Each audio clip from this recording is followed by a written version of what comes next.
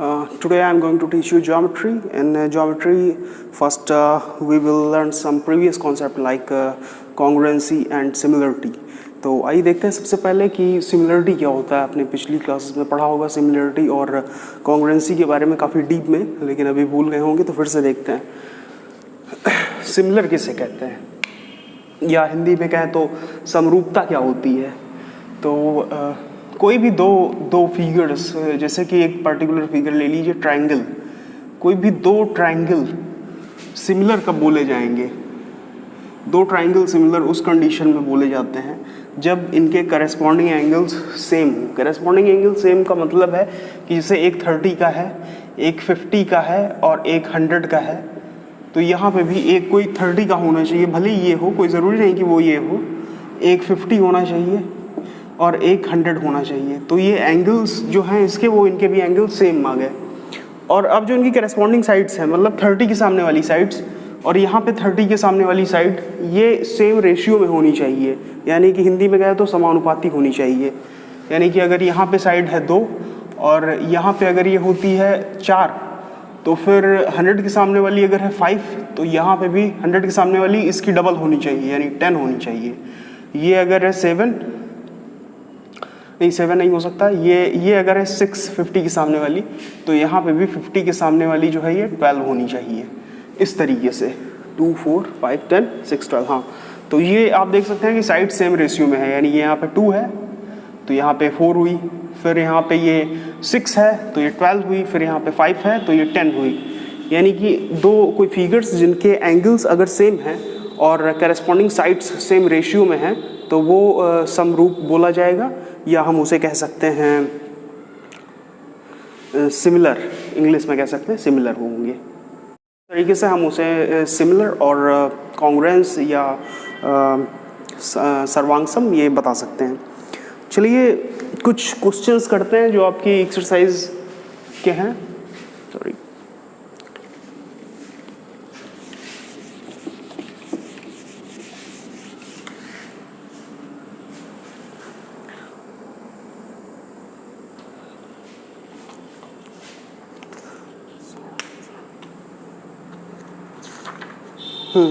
ये आपकी एक्सरसाइज 6.1 के कुछ क्वेश्चंस हैं. तो आइए देखते हैं. फर्स्ट क्वेश्चन क्या कह रहा है. फर्स्ट क्वेश्चन कह रहा है कि सभी सर्किल, जो मतलब ऑल सर्किल्स आर कॉन्ग्रुएंट और सिमिलर.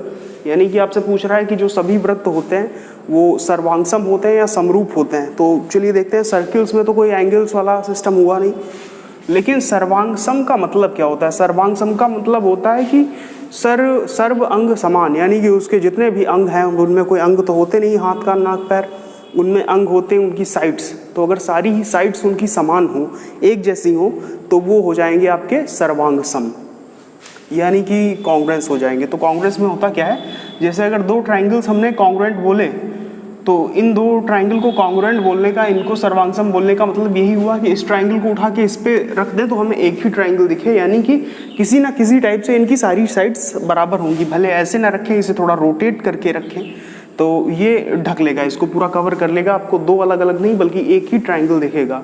तो ये हो गया सर्वांगसम, यानी कि सारे अंग समान हो. और समरूपता में क्या होता है कि उनका रूप सेम लगता है. यानी कि उनका आकार तो सेम नहीं होता है, लेकिन उनकी जो आकृति होती है वो दिखने में सेम लगती है.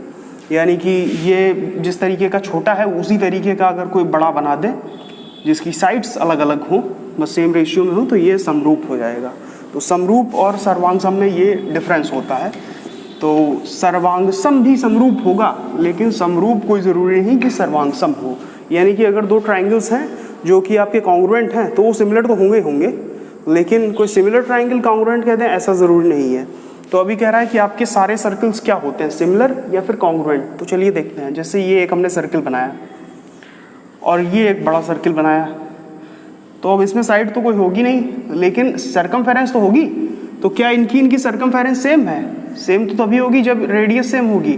तो अगर ये डिफरेंट है, मान लिया ये एक आर है, ये एक आर डैश हो गई, तो अगर रेडियस डिफरेंट हो गई तो फिर सर्कमफेरेंस भी डिफरेंट होगी. और सर्कमफेरेंस डिफरेंट होगी तो घुमाव तो इनका एक जैसा ही है. यानी कि एंगल आप कह सकते हैं एक जैसा है, लेकिन उससे कोई फर्क नहीं पड़ता. तो ये सर्वांग तो नहीं हुए, यानी कि इसको इसके ऊपर रख देंगे तो आपको ये अलग अलग ही दिखेंगे, आपको एक सर्किल नहीं दिखेगा, ये एक डिस्क टाइप का शेप बन जाएगा। तो इसलिए सर्वांग तो नहीं हुआ, ये कॉन्ग्रुएंट नहीं हुआ, ये होते हैं सिमिलर। तो पहले में सिमिलर सही हो जाएगा। फिर सेकंड क्वेश्चन देखते हैं क्या कहता है। सेकंड क्वेश्चन कह रहा है कि सभी वर्ग यानी कि सभी स्क्वायर्स, तो सभी स्क्वायर्स क्या होते हैं, क्या ये होते हैं कॉन्ग्रुएंट? तो कोई ज़रूरी नहीं। अगर हमने एक स्क्वायर लिया 5 सेंटीमीटर साइड का और एक स्क्वायर ले लिया 10 सेंटीमीटर साइड का, तो ये कहाँ से कॉन्ग्रुएंट हो गए? ये तो बिल्कुल ही कॉन्ग्रुएंट नहीं हुए। इनकी सारी साइडें सेम कहाँ हैं? इसकी सारी साइड्स कुछ अलग हैं, इसकी सारी साइड्स कुछ अलग हैं, लेकिन ये सिमिलर हुए। सिमिलर क्यों हुए? क्योंकि इनके सारे एंगल्स बराबर हैं। ये भी 90 होता है, ये भी 90 होता है, ये 90 सारे 90 होते हैं। इनके और इनके सभी के एंगल्स, इंटीरियर एंगल्स 90 होते हैं। अब इनकी साइड्स का रेशियो देखिए, तो अगर ये 5 है तो सारी 5 हुई, और ये 10 है तो सारी 10 हुई।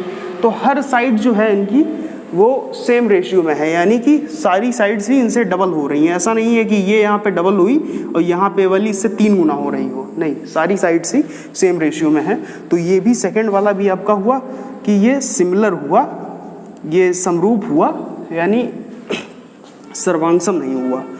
तो आप समझ गए कि सारे सर्कल्स और सारे स्क्वायर्स ये सिमिलर होते हैं, कॉन्ग्रुएंट नहीं होते, ये समरूप होते हैं, सर्वांगसम नहीं होते। फिर अगला क्वेश्चन कह रहा है कि सभी, अब 2 इसमें दे रखे हैं, यानी कि सभी आइसोसेलेस ट्राइंगल और सभी इक्विलेटरल ट्राइंगल। क्या हो सकता है कि सभी आइसोसेलेस ट्राइंगल सिमिलर होते हैं या सभी इक्विलेटरल ट्राइंगल सिमिलर होते हैं? तो चलिए देखते हैं। सबसे पहले तो आइसोसेलेस, ये एक आइसोसेलेस है। आइसोसेलेस मतलब जिनकी 2 साइड्स बराबर हों। आइसोसेलेस में समद्विबाहु, समद्विबाहु मतलब जिनकी 2 साइड्स आपस में बराबर हों। तो ये मान लिया हमने 3 है, और ये मान लिया 3 है, ये 5 है, और ये एंगल मान लिया, चलिए एंगल अब अपने मन से नहीं ले सकते क्योंकि हमने साइड ले ली है, और ये एक ले लिया हमने जिसमें कि ये 4 है, ये 4 है और ये 5 है। तो आपने देखा कि ये भी एक समद्विबाहु है, ये भी एक समद्विबाहु है, यानी कि ये ट्राइंगल जो है ये भी आपका एक आइसोसेलेस है और ये भी आइसोसेलेस है। तो यहाँ पे 3:4 बन रहा है इनकी साइड्स का, और यहाँ पे 5:5 यानी 1:1 बन रहा है। तो ऐसा हर जगह तो हो नहीं रहा है, यानी कि इनकी करस्पॉन्डिंग साइड्स के बीच में सिमिलर रेशियो नहीं है, जबकि सिमिलरिटी के लिए कंडीशन क्या होनी चाहिए कि सेम रेशियोज में होनी चाहिए। तो हम नहीं कह सकते कि सारे के सारे आइसोसेलेस ट्राइंगल जो होते हैं वो सिमिलर होते हैं, तो ये गलत हुआ। हाँ, इक्विलेटरल ट्राइंगल सारे के सारे जो होंगे वो सिमिलर ही होंगे, क्योंकि अगर ये 3 है तो इसकी सारी साइड्स 3 होंगी। अब आप कोई दूसरा ले लीजिए इक्विलेटरल ट्राइंगल, मान लिया 5 साइड का ले लिया, तो 5 एंगल हर जगह 60 होगा, सॉरी 60, और ये भी इनमें भी 60 होता है, क्योंकि इंटीरियर एंगल्स का सम 60 होता है, और इंटीरियर एंगल्स का सम 180 होता है ट्राइंगल के, और ये x मानेंगे, ये x मानेंगे, ये x मानेंगे, क्योंकि सारे एंगल बराबर होते हैं, तो x की वैल्यू 60 आएगी, जिस वजह से इसमें भी सारे एंगल 60, इसमें भी सारे एंगल 60।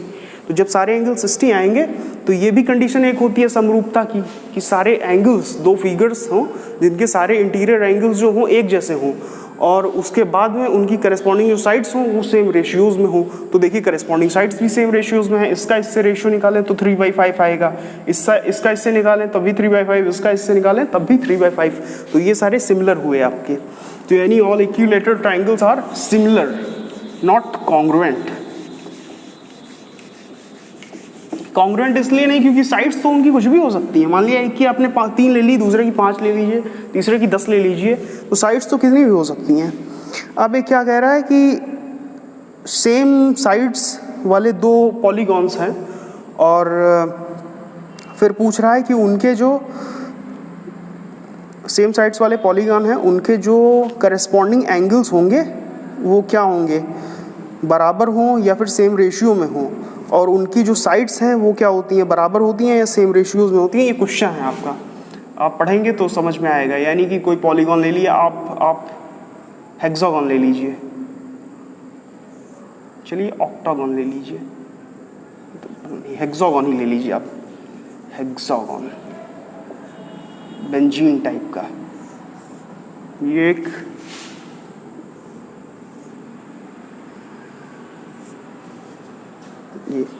ये कह रहा है कि दो ऐसे पॉलीगॉन लेने हैं जिनकी साइड सेम हो, तभी हमने यहाँ पे 6 साइड का ही लिया। यहाँ पे वैसे ज़्यादा साइड का लेते, लेकिन इसमें कंडीशन दे रखी है कि उनकी साइड सेम है, तो सेम साइड्स के हमने 2 पॉलीगॉन ले लिए। अब इसमें कह रहा है कि इनमें क्या होगा, क्या इनके करस्पॉन्डिंग एंगल्स बराबर होंगे, तो कोई ज़रूरी नहीं। नहीं, इसमें कंडीशन दे रखी है कि अगर ये सिमिलर है तब क्या होगा, कि मतलब सिमिलर हैं तो कब सिमिलर होंगे, क्या कंडीशन होगी। तो इनके जो करस्पॉन्डिंग एंगल्स हैं ये सेम होने चाहिए, यानी कि जो ये है वही ये होना चाहिए, ये आपस में सेम नहीं होने चाहिए, जो ये है वही ये होना चाहिए, यानी ये बराबर होने चाहिए, ये बराबर होने चाहिए, ये बराबर होना चाहिए, इस तरीके से। और फिर इनकी जो करस्पॉन्डिंग साइड्स हैं वो सेम रेशियो में होनी चाहिए। तो आप पहले वाले में लिख देंगे बराबर, जहाँ पे दे रखा है संगत कोण करस्पॉन्डिंग एंगल, और जहाँ पे दे रखा है संगत भुजाएं मतलब करस्पॉन्डिंग साइड्स, वहाँ पे लिख देंगे कि सेम रेशियो में होनी चाहिए वो। तो ये भी आपका हो गया। इसके बाद क्या कह रहा है, नेक्स्ट क्वेश्चन कह रहा है कि आपको एग्जाम्पल देना है एक सिमिलर फिगर का, यानी कि एक ऐसा फिगर बना दे जो कि सिमिलर हो। तो सिमिलर फिगर बना दे, जैसे कि सेकंड क्वेश्चन में, चलिए स्क्वायर ही बना सकते हैं। ये एक 5 साइड का आपने स्क्वायर बना दिया। अब स्क्वायर है तो जाहिर सी बात है हर एंगल इसका 90 होगा। यहाँ पे भी एक स्क्वायर बना दे जिसकी सारी साइड 7 कर दें आप, तो ये भी स्क्वायर है तो सारे एंगल इसके 90 होंगे। ये सिमिलर फिगर हो गया। अब कह रहा है कि ऐसे फिगर बनाइए जो कि सिमिलर नहीं हो, तो ये भी बहुत आसान है। आप 2 स्केलेन ट्राइंगल बना दीजिए अलग अलग साइड्स के, यानी 3, 4, 5, और यहाँ पे ले लीजिए 4, 5, 7। अब इनकी करस्पॉन्डिंग आप इनकी कोई भी साइड्स ले लीजिए, सेम रेशियो नहीं बनती। अगर 3 के साथ 4 लेंगे, फिर 4 के साथ 5, तो अलग अलग रेशियोज ही आएंगे, यानी कि 3/4 आएगा, और एक 4/5 आएगा, एक 5/7 आएगा। तो ये किसी भी टाइप से एक दूसरे के इक्वल नहीं हो रहे हैं, यानी कि इनकी करस्पॉन्डिंग साइड्स का जो रेशियो है वो सेम नहीं हो रहा है किसी भी तरीके से। तो आप देख सकते हैं कि ये सिमिलर नहीं है, ना कि कॉन्ग्रुएंट है, कुछ भी नहीं है ये। जब सिमिलर ही नहीं तो कॉन्ग्रुएंट होने का भी सवाल नहीं होता।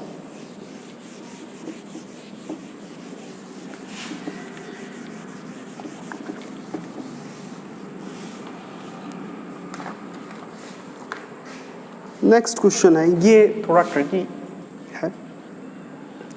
इसमें आपको ये दे रखा है एक 1.5, 1.5, 1.5, 1.5 PQRS, ये शायद नाम कुछ और दे रखे हैं, लेकिन उससे कोई फ़र्क नहीं पड़ता। और ये एक फिगर दे रखा है ABCD, जिसमें कि सारी साइड्स हैं 3, 3, 3, 3, 90, 90, 90, 90। तो ये साइड्स तो इनकी जो है सेम रेशियो में है, यानी कि 1.5, फिर यहाँ पे 3, यानी कि डबल हुआ। ये भी 1.5, ये 3, ये भी 1.5, ये 3, ये भी 1.5, ये 3। तो आप कह सकते हैं हर साइड्स में 2 का मल्टीप्लाई करके एक बनाया गया है। लेकिन ये फिगर आपको फिगर से भी थोड़ा टेढ़ा लग रहा है, और फिगर से टेढ़ा होने का मतलब ये नहीं कि ये रोम्बस हो, लेकिन बात यहाँ पे ये है कि यहाँ पे आपको एंगल्स नहीं दे रखे हैं। आपको नहीं दे रखा है कि ये एंगल्स 90 है। तो अगर ये एंगल 90 नहीं है, मान लिया ये अगर एंगल 90 होता तो ये भी 90 होता, तो ये भी 90 होता, तो ये भी 90 होता। जब सारे 90 हो जाते तो इसमें भी सारे 90 थे। तो सारे एंगल्स बराबर होना ज़रूरी है सिमिलरिटी के लिए। पहले सारे एंगल्स बराबर हो सिमिलरिटी में, और उसके बाद में जो साइड्स हैं वो सेम रेशियोज में हो, करस्पॉन्डिंग साइड्स सेम रेशियोज में हो। लेकिन यहाँ पे क्या हो रहा है कि सारे एंगल जो हैं वो इसके हमें पता ही नहीं है, यानी कि वो कितने भी हो सकते हैं, कोई ज़रूरी नहीं कि 90 हो सकता है ये एंगल 40 हो, और ये एंगल 140 हो, फिर ये एंगल 40 हो, फिर ये एंगल 140 हो। ऐसा हो सकता है, पॉसिबल है, क्योंकि रोम्बस में एंगल्स कुछ भी हो सकते हैं, बस एडजेसेंट एंगल्स का सम 180 होना चाहिए, और आमने सामने के जो हों इनफ्रंट एंगल्स उनका वो बराबर होने चाहिए। ऐसा होता है। तो हो सकता है 40 हो तो ये 140 हो, ये 40 हो, फिर ये 140 हो। लेकिन ऐसी कंडीशन में तो ये बराबर रह नहीं जाएंगे। अभी यहाँ पे एंगल्स की वैल्यू आपको दे नहीं रखी है, ये हमने अपने मन से मानी है। तो ये अगर आपको नहीं दे रखा है 90 है, तो आप अपने मन से नहीं कह सकते कि ये 90 होगा फिर ये सिमिलर हो गए। अगर ये 90 होते एंगल्स तब ये इनके एंगल्स भी बराबर होते हैं और साइड सेम रेशियो में होती है। लेकिन अभी तो फिलहाल एंगल हमें पता ही नहीं है, तो हम कुछ नहीं कह सकते, हम नहीं कह सकते कि ये सिमिलर है। तो ये जो है ये not similar, figure is not similar. बस शायद ये आपको समझ में आ गया हो कि सिमिलर क्यों नहीं है, क्योंकि यहाँ पे एंगल्स की कोई दे ही नहीं रखा है कि आपको एंगल्स हैं कितने, और आप कह भी नहीं सकते कि ये 90 है क्योंकि ये स्क्वायर है। रोम्बस में भी तो सारी साइड सेम होती हैं, रोम्बस में भी सारी साइड सेम होती हैं, एंगल कुछ भी हो सकते हैं उनके। तो ये एक्सरसाइज आपकी खत्म हुई।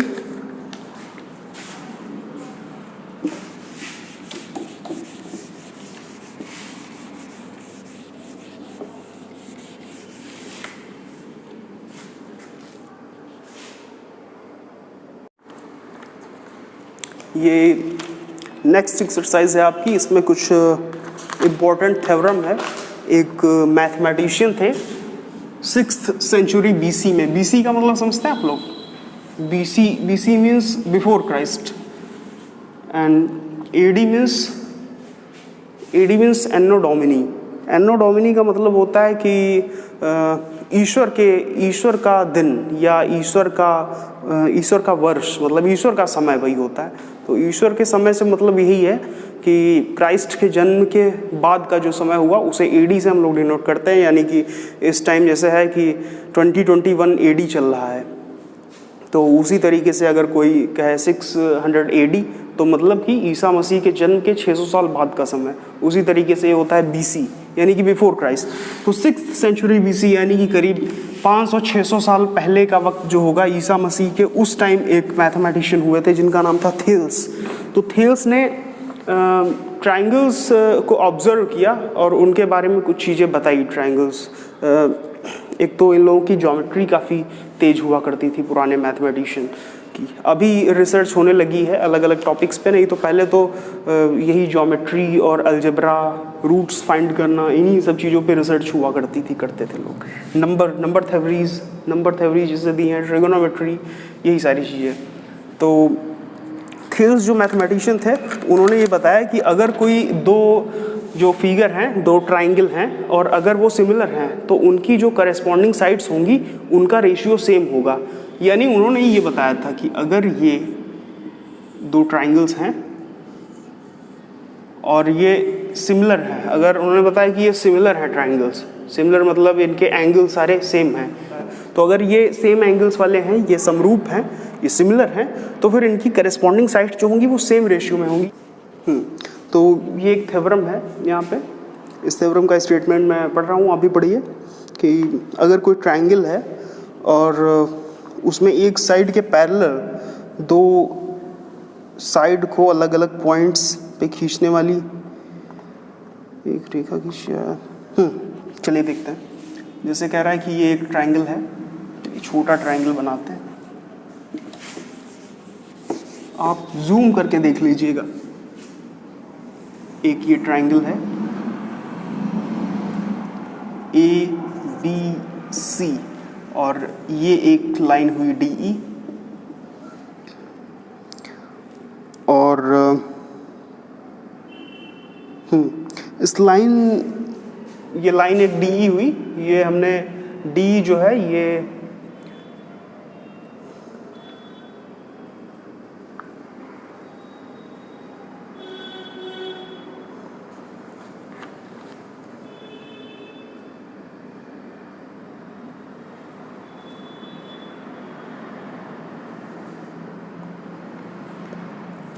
DE जो लाइन है ये हम पैरेलल खींचते हैं BC के। तो अब हमें ये प्रूफ करना है कि ये जिन पॉइंट्स पे ये इसने इसे काटा है यानी कि D और E, तो ये दोनों पॉइंट्स इन लाइंस को सेम रेशियो में डिवाइड करेंगे। यानी अगर ये 1:2 रेशियो में किया इसने 1:2 में, तो ये भी 1:2 में करेगी। यानी कि हमें प्रूफ क्या करना है, यहाँ पे ये क्वेश्चन ये बन रहा है, prove that AD upon DB is equal to AE upon EC। हमें ये प्रूफ करना है यहाँ पे, AE upon EC is equal to AD upon DB। ये चीज़ प्रूफ करना। तो इसके लिए हमें थोड़ा कंस्ट्रक्शन करना पड़ेगा। कंस्ट्रक्शन में करेंगे, E से एक परपेंडिकुलर डाल दें यहाँ पे EM, सॉरी EN और D से एक परपेंडिकुलर डाल दें DM, और अब यहाँ पे DC को और BE को मिला दें।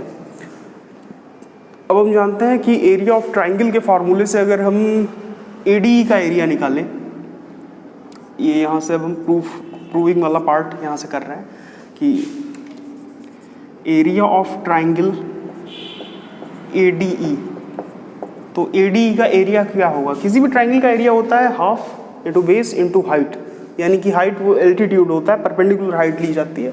तो यहाँ पे अगर बेस हमने लिया AD को, तो फिर हाइट क्या हो जाएगी, यानी इस पे जो परपेंडिकुलर गिरा है EN, तो इसका एरिया हो जाएगा हाफ AD इंटू EN। एक तरीके से और इसका एरिया निकल सकता है कि area of triangle ADE is equal to, आप देख सकते हैं कि ये भी तो इसकी एक साइड है और इस पे ये भी तो एक परपेंडिकुलर जा रहा है DM, तो आप लिख सकते हैं half into AE into DM। ये दो तरीके से इसका एरिया निकल आया। अब आप एरिया यहाँ से निकाल लें, एरिया ऑफ ट्राइंगल CDE। तो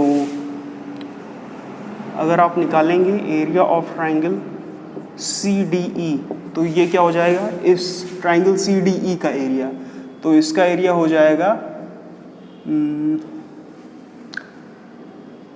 EC upon DM, half EC into DM, sorry upon बोल दिया था मैंने, half base into height.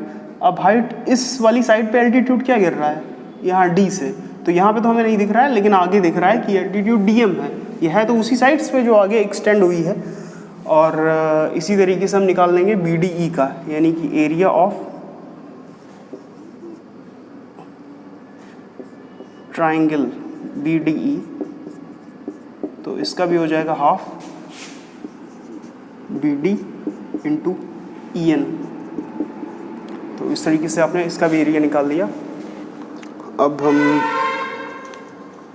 ADE upon BDE की वैल्यू निकाल लेंगे, यानी कि area of triangle ADE upon area of triangle BDE, तो ये कितना हो जाएगा,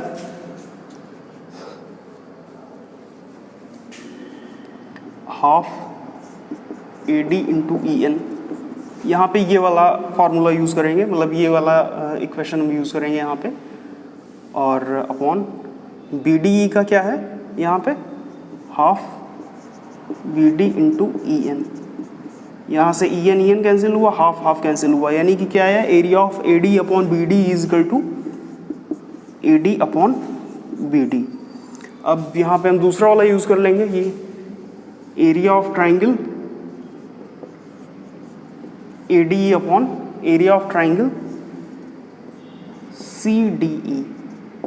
तो जब ये करेंगे तो half AE into DM upon half EC into DM, यानी ये कैंसिल हुआ, ये कैंसिल हुआ, तो ये आ गया आपका AE अपॉन EC, तो ये आया AE अपॉन EC। अब आपको ये चीज़ पता होगी कि एरिया ऑफ ट्राइंगल CDE और एरिया ऑफ ट्राइंगल BDE ये दोनों इक्वल होंगे, यानी कि कहने का मतलब है ये एरिया और ये एरिया ये दोनों इक्वल होंगे। ऐसा क्यों होता है? ऐसा इसलिए है क्योंकि जब कभी कोई ट्राइंगल्स दो पैरेलल लाइंस के बीच में बन रहे हों, दो पैरेलल लाइंस के बीच में और सेम ही बेस पे, तो उनके एरिया बराबर होते हैं। क्यों बराबर होते हैं? क्योंकि अगर आप एरिया का फार्मूला देखें, ट्राइंगल के एरिया का फार्मूला, तो क्या होता है, हाफ बेस इंटू हाइट।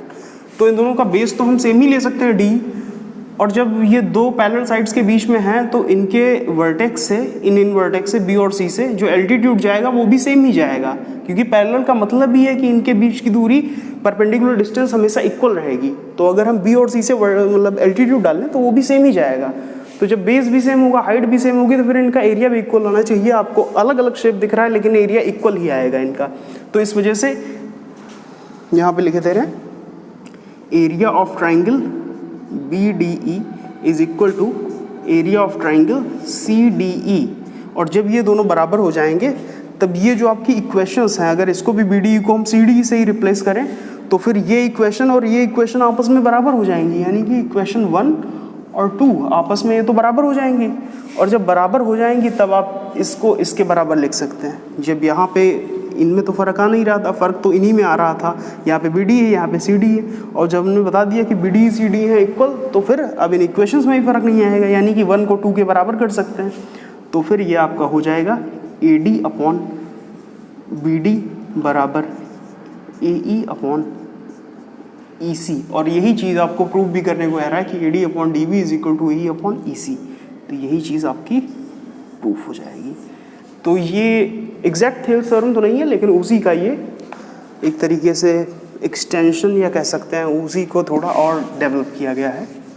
तो ये वही चीज़ है। ये थ्योरम काफ़ी इंपॉर्टेंट है एग्ज़ाम पॉइंट ऑफ व्यू से भी, और आगे कॉम्पिटिशन में भी इस पर काफ़ी क्वेश्चन बनते हैं, और one of the most important theorems of geometry. चलिए इसी पे कुछ क्वेश्चंस देखते हैं, तो शायद आपको और अच्छे से समझ में आए। इस पे ये एक एग्जाम्पल है, आपकी बुक में ये एग्जाम्पल दिए हुए हैं। एक ट्राइंगल दे रखा है ए बी सी, ये ट्राइंगल है, और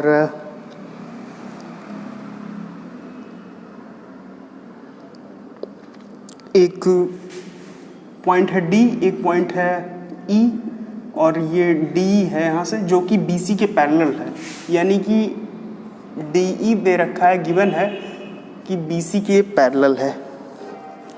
अब आपको प्रूफ करना है कि A D upon A B is equal to A F upon A C, ये करना है आपको proof. To prove A D upon A B is equal to A F upon A C, sorry A E upon A C, A E upon A C. तो इसमें कुछ खास है नहीं, उसी थेल्स थ्योरम का यूज़ करेंगे, ठीक है, जो अभी आपने प्रीवियस थ्योरम पढ़ी है। तो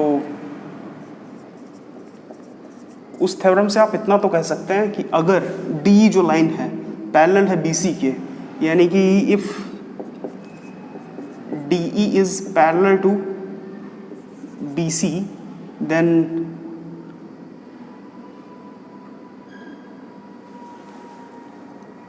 sorry A D upon A B, हाँ, अगर ये डी जो है पैरेलल है बी सी के, तो आप इतना तो कह सकते हैं कि A D upon D B is equal to A E upon E C. लेकिन आपको प्रूफ करना है कि A D upon A B, यानी कि ए डी को आपको सेम रखना है और नीचे लाना है ए बी, तो आप इसे पलट दें, यानी कि D B upon A D को इधर भी पलटना पड़ेगा आपको, ई सी अपॉन ए ई कह सकते हैं, यानी दोनों तरफ आप रिवर्स भी ले सकते हैं, इनका पलट सकते हैं। जब कोई भी नंबर्स दो आपस में बराबर होंगे तो उनके रेसिप्रोकल भी बराबर होते हैं, तो उसी तरीके से इसे भी कर सकते हैं। अब दोनों में आप एक एक जोड़ दीजिए, यानी कि D B upon A B, D B upon A D plus 1 is equal to E C upon A E plus 1। तो ये यहाँ पे एलसीएम ले लेंगे तो आप क्या हो जाएगा, D B plus A D upon A D is equal to E C plus A E upon A E. तो आप देख सकते हैं कि D B plus A D ये हो गया पूरा ए बी, तो ये कितना हो जाएगा A B upon A D, और ये कितना हो जाएगा ई सी प्लस ए ई, ये हो जाएगा आपका ए सी अपॉन ए ई। तो ये हुआ आपका A B upon A D is equal to A C upon A E. तो इसका अगर रिवर्स ले लेंगे फिर से, तो ये आपका क्या दे देगा, A D upon A B is equal to A E upon A C. तो ये आपकी थ्योरम हो गई प्रूफ। थ्योरम क्या, एक छोटा सा एग्जाम्पल था, प्रूव करना था with the help of previous theorem. ये आपका हो गया।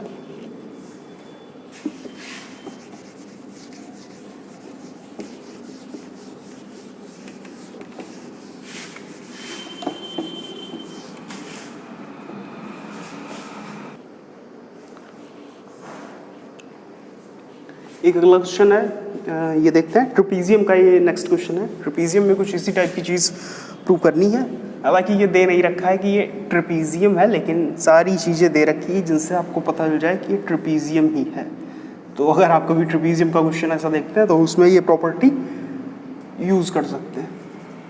ये ABCD एक क्वाड्रिलेटरल दे रखा है और ये एक लाइन दे रखी है जिनके पॉइंट है EF। अब आपको ये दे रखा है कि AB पैरेलल है DC के और EF जो है ये पैरेलल है AB के। ये आपको दे रखा है गिवन।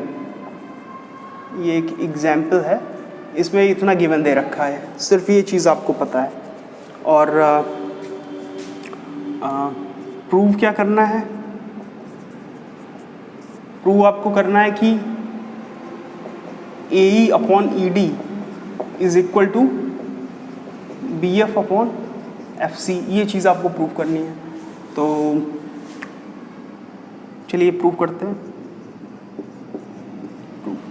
ये आप यहाँ से एक लाइन खींच लीजिए C तक और इसे पॉइंट नाम दीजिए P। अब आप देख सकते हैं कि ये एक ट्राइंगल बन गया और ट्राइंगल में ये जो EP है ये पैरेलल होगी इसके। क्यों ये पैरेलल होगी? क्योंकि AB पैरेलल है DC के। AB पैरेलल है DC के और EF पैरेलल है AB के। तो अगर EF पैरेलल है AB के और AB पैरेलल है DC के तो EF पैरेलल होगी DC के। तो इसका मतलब ये हुआ कि EF पैरेलल हुई DC के और EF का ही छोटा सा टुकड़ा है EP, तो जाहिर सी बात है EP भी पैरेलल होगी DC के। तो अब EP पैरेलल हो गई DC के। जब EP DC के पैरेलल है तो इतनी बात तो साफ है प्रीवियस थ्योरम से कि AE upon ED is equal to AP upon PC। Same चीज़ इधर से कि अगर EF पैरेलल है AB के, जैसा कि यहाँ पे दे रखा है, इसे इक्वेशन 1 मान लें। अब नीचे अगर EF पैरेलल है AB के तो फिर EF का जो छोटा सा टुकड़ा है PF, ये PF भी तो पैरेलल होगा AB के। और जब PF पैरेलल होगा AB के तब ये ट्राइंगल CAB में भी वही प्रॉपर्टी लग जाएंगी पिछली थ्योरम्स की, यानी कि CP upon PA is equal to CF upon FB। तो अब ये दोनों तो सेम ही है, अगर आपको दिख रहा हो। सेम क्या, रिवर्स है इसका।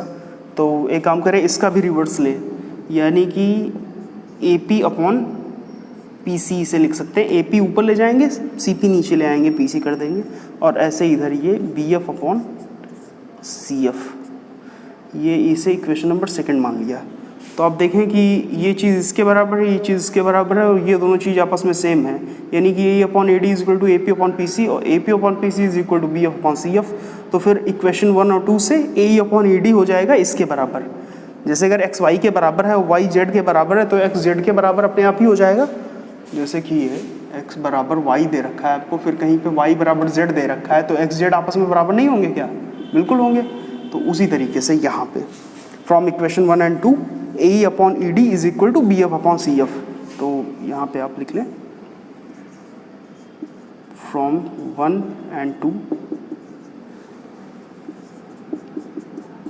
AE upon ED is equal to BF upon CF। और यही चीज़ आपको CF की जगह FC लिखा हुआ है, वही चीज़ है, ये चीज़ आपको प्रूफ करनी थी। तो ये भी हो गया।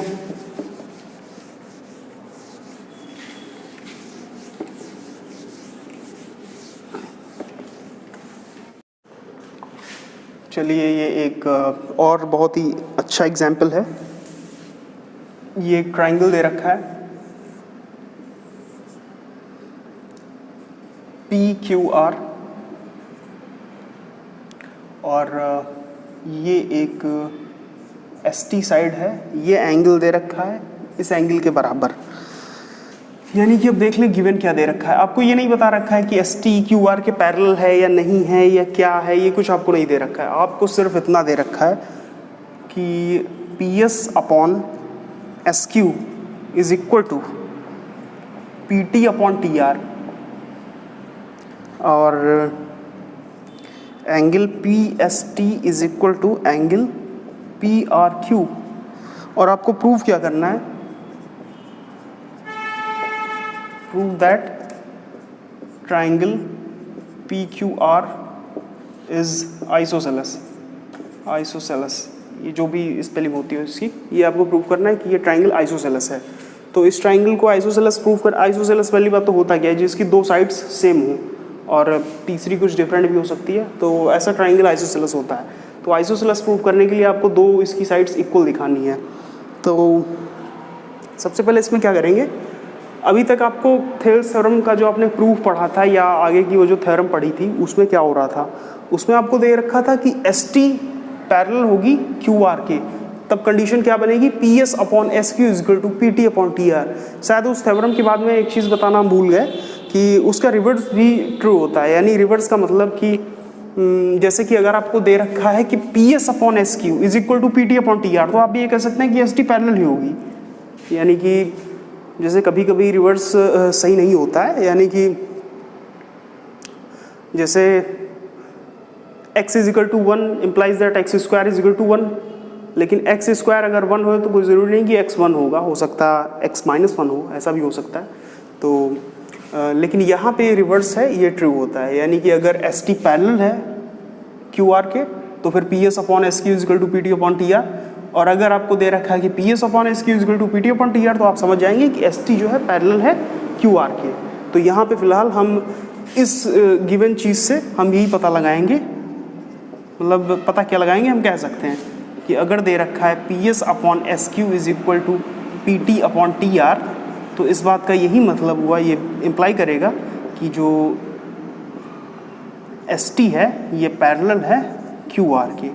अब जब ST पैरेलल है QR के, तो जैसे कोई ये दो लाइंस हों पैरेलल हो, जो कि मान लिया ये दोनों लाइंस आपस में पैरेलल हैं, अगर ये पैरेलल हों और हम यहाँ से एक लाइन खींच दें ऐसे, तो जो ये एंगल होगा ये एंगल आपस में बराबर होगा, और ये एंगल आपस में बराबर हुआ। फिर वही लीनियर एंगल होते हैं, मतलब एक लाइन पे बने हुए एंगल होते हैं, तो आप 180 वाले से माइनस करके ये बाकी एंगल्स की भी प्रॉपर्टी देख सकते हैं कि ये किसके बराबर होगा, वो किसके बराबर होगा।